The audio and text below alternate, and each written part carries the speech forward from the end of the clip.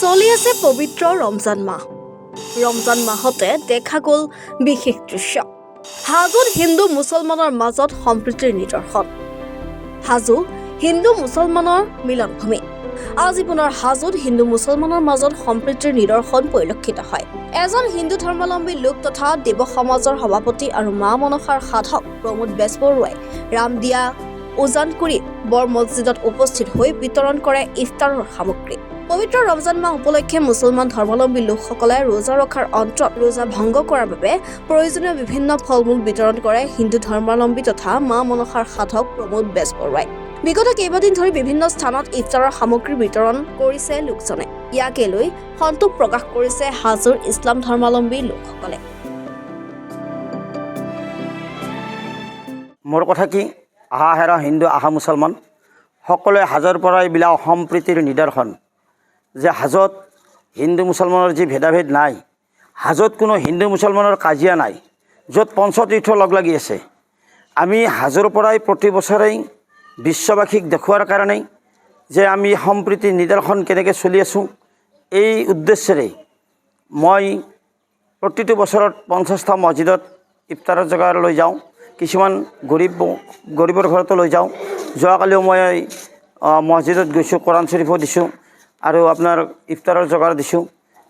আমাৰ কথা হ'ল কি, এই পবিত্ৰ ৰমজান মাহটো ইছলাম ধৰ্মীসকলে এই একমাহ ইছলাম ধৰ্মীসকলে পবিত্ৰ ৰমজান মাহত তেওঁলোকে মানে কি ৰোজা ৰাখে যে শেষ ৰাতিৰ পৰা দিনটো তেওঁলোকে একটো পানীও গ্ৰহণ নকৰে। এই ৰমজান মাহক পবিত্ৰ ৰোজাক মই সন্মান জনাই, পবিত্ৰ ইছলাম ধৰ্মক সন্মান জনাই মই প্ৰতিটো বছৰতে আপোনাৰ মছজিদত ইফতাৰৰ যোগাৰখিনি বিতৰণ কৰোঁ। আশা ৰাখিছোঁ যাতে হাজোৰ সম্প্ৰীতিৰ যিটো নিদৰ্শন, এই হাজোৰ সম্প্ৰীতিৰ নিদৰ্শনটো বিশ্ববাসীয়ে শিকক যে আজি বহুত জেগাত হিন্দু মুছলমান কৰি মন্দিৰ মছজিদ, কোনোবাই মন্দিৰ ভাঙিছে, কোনোবাই মছজিদ ভাঙিছে। সেই বস্তুটো যাতে নহয়, হাজোৰ নিদৰ্শন সকলোৱে যাতে হাজোৰ নিদৰ্শন লয়, হিন্দু মুছলমান নকৰি পেলাই এক মানুহ কৰে। কাৰণ আমি যেতিয়া জন্ম পাওঁ আমি হিন্দু মুছলমান হৈ জন্ম নাপাওঁ, আমি মানুহ হৈ জন্ম পাওঁ। যিহেতু আমি মানুহ হৈ জন্ম পাওঁ, এই মানুহৰ যিটো শান্তি সম্প্ৰীতিৰ নিদৰ্শন সেইটো আমি সদায় বজাই ৰখাৰ কাৰণে মই এই প্ৰচেষ্টাটো চলাই গৈছোঁ। কেইবাদিন হ'ল মই প্ৰথমে খানকাত যাওঁ।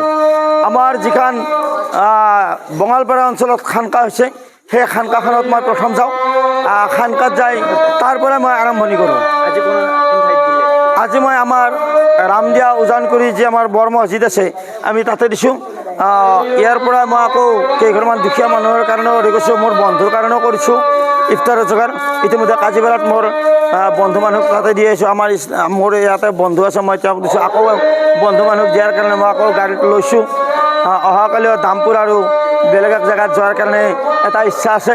সেইটো যদি ভগৱানে ভালে ৰাখে বা উপৰিয়ালা ভালে ৰাখে তেতিয়া অহাকালিও ঠিক তেনেকুৱা ধৰণে যাম বুলি আশা ৰাখিছোঁ। হাজোৰ পৰা মৃদুল মজুমদাৰৰ ৰিপৰ্ট, এনি ভাৰত 24।